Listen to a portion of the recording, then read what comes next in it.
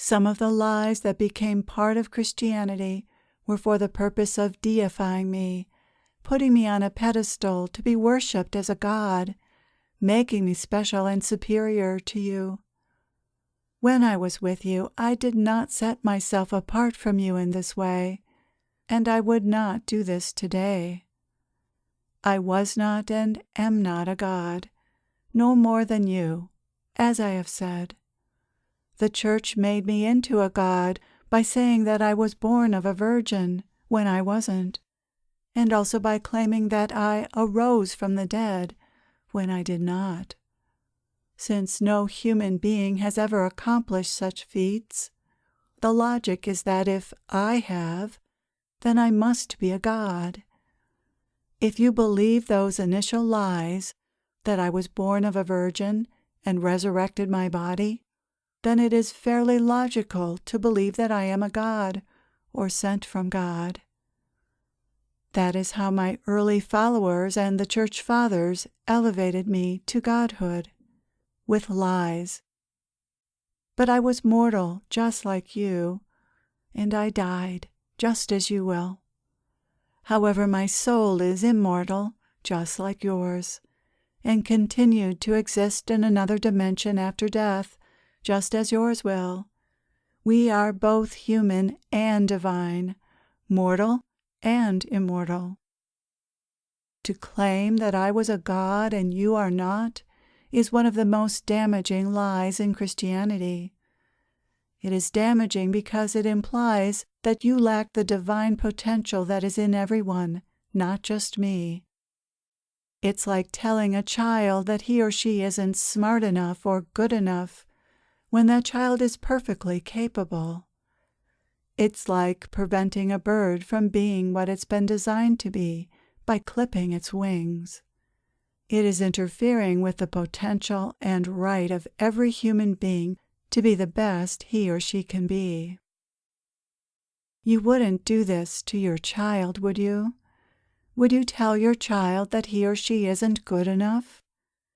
No, out of love you would tell your child the truth, that he or she is a divine and loving being, and that you will support him or her in doing everything possible to manifest that divine potential. You encourage your child to become what he or she can be. You don't call your child sinful and inadequate. The ego does this, not a loving father or mother, not a loving God. The Christian Church shames you, and that is patently unhealthy for individuals and for society. It is dysfunctional. I do not want my name to be part of that. That was not my message. My message was the opposite. The truth is the opposite. Who or what benefits from calling you bad and me a god? This is an important question. The ego's lies always belie an agenda, a benefit for it. If you are bad and need redeeming, then someone needs to fill that role of redeeming you.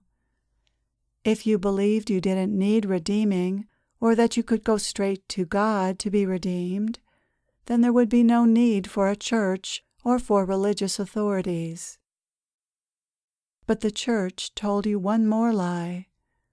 You need to go to church to be redeemed because only those whom the church has trained and declared worthy can act as mediators between you and God. Through these lies, the church made itself indispensable. This is also a convenient way to keep control of the message. Only what the church sanctions as true is true. This is another example of how Christianity was corrupted by the ego. This doesn't make everyone in the church corrupt, but the system they are involved in is corrupt. Religious leaders in the church are dupes as much as anyone else. There is little remedy for this, except tearing down the church as you know it, which isn't going to happen unless everyone leaves it, and that hasn't happened yet in nearly 2,000 years. Fortunately, Knowledge is power. The truth will set you free from such lies.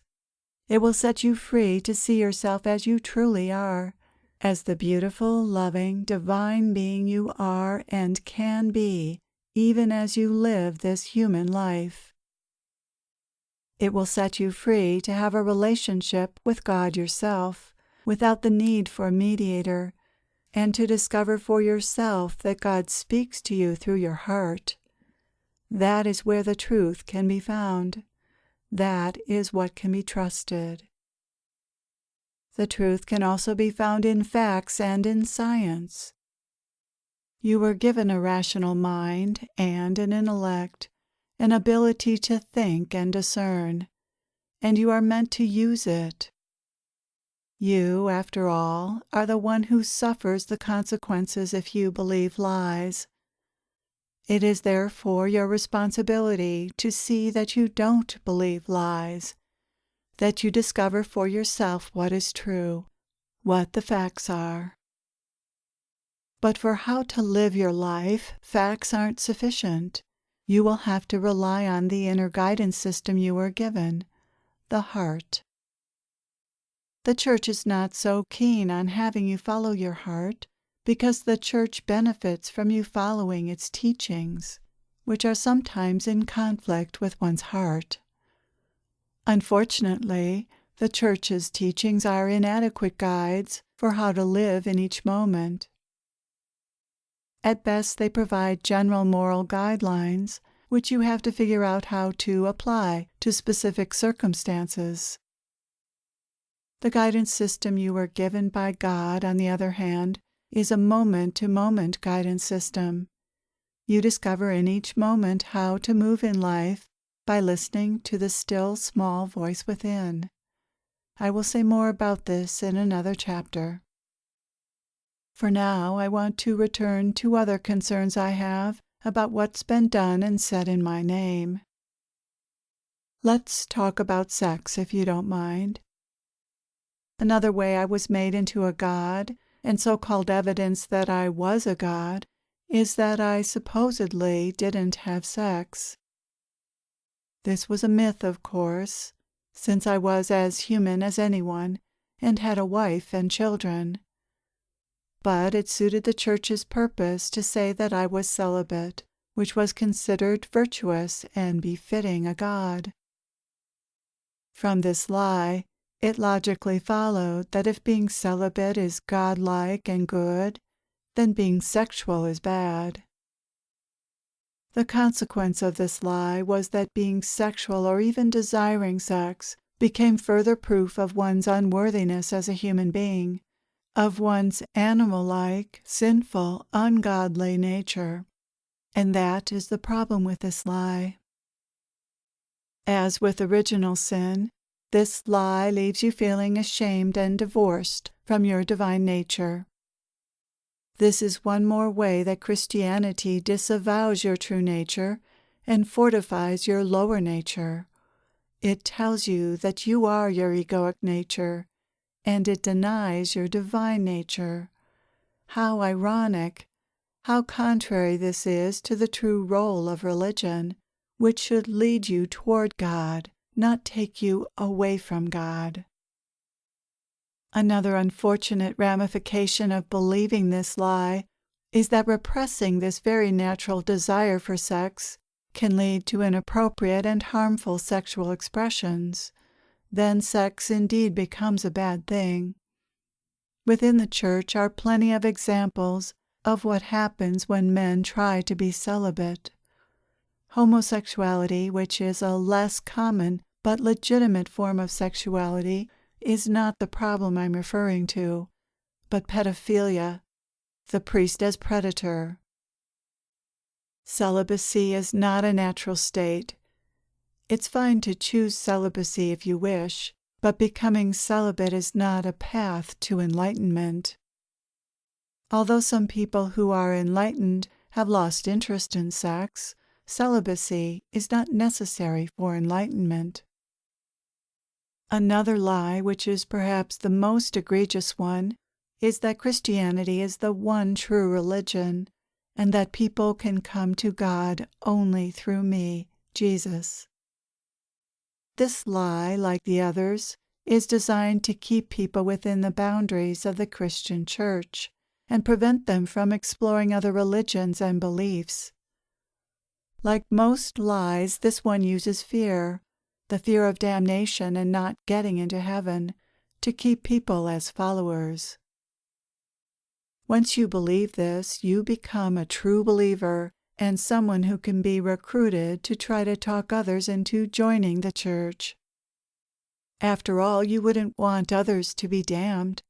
A good Christian would want to save others from that fate. This lie serves the church by keeping people in it and helping to grow it. You now have a really important reason to be Christian. You will be eternally damned if you aren't. Is this really how you think life works? Is this really how a loving God would work? This sounds more like the ego, doesn't it? Where is the evidence that Christianity is the one true religion, or that I was the only Son of God? In the Bible? The Bible is said to provide the evidence for that, but how reliable is the Bible? So much could be said on the subject of the Bible, but I will say only a few words. Think about the times in which the Bible was written. Imagine, if you can, how different the world and the people living then were from you. Most people had little education and nothing like the kind of knowledge you have access to today. There were no recording devices or communications technologies. Misunderstandings and misinformation abounded, as they do even today. Humankind was in a state of deep ignorance. What was written about me, which became the Gospels, was written long after my death and pieced together by numerous people, mostly from stories passed on orally.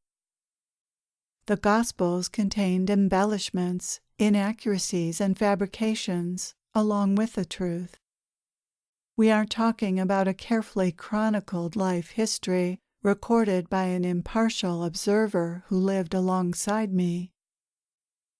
The people who wrote the Gospels were ordinary, simple folk who wrote them well after I was gone, without any special insight, knowledge, or experience of me.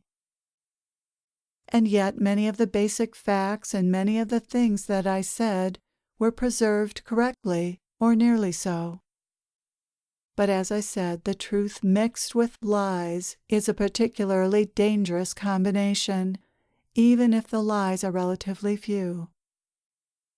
The most problematic misrepresentations are the purposeful falsifications and the omissions.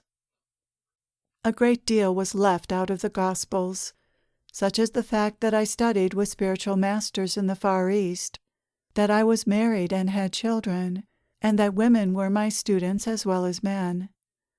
These and many other aspects of my life were left out of the brief accounts of my life in the Gospels, either because such facts were not known or not remembered, or it didn't serve someone's agenda to include them.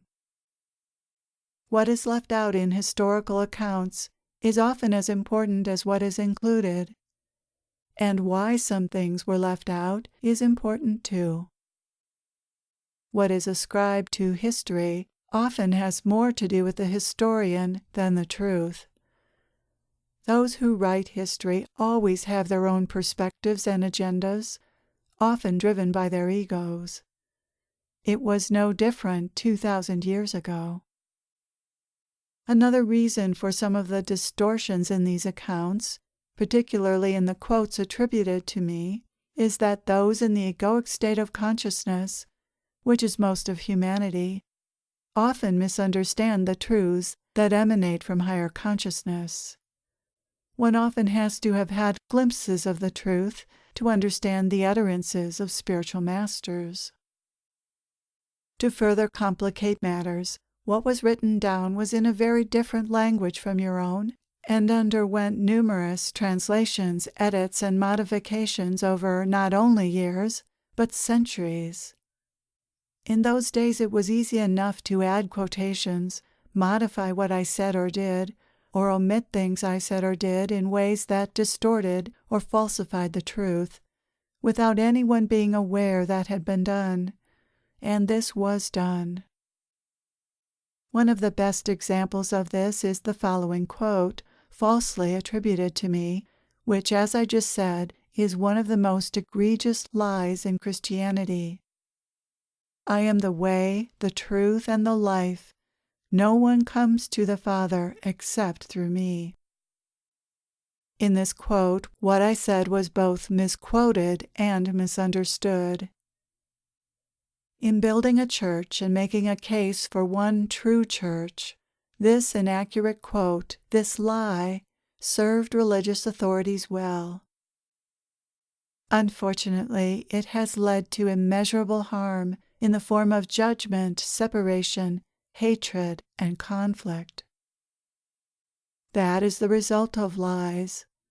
Lies harm people. They separate people. They cause people to harm others. The truth does not. The truth sets people free and brings them into alignment with peace and love, not the opposite.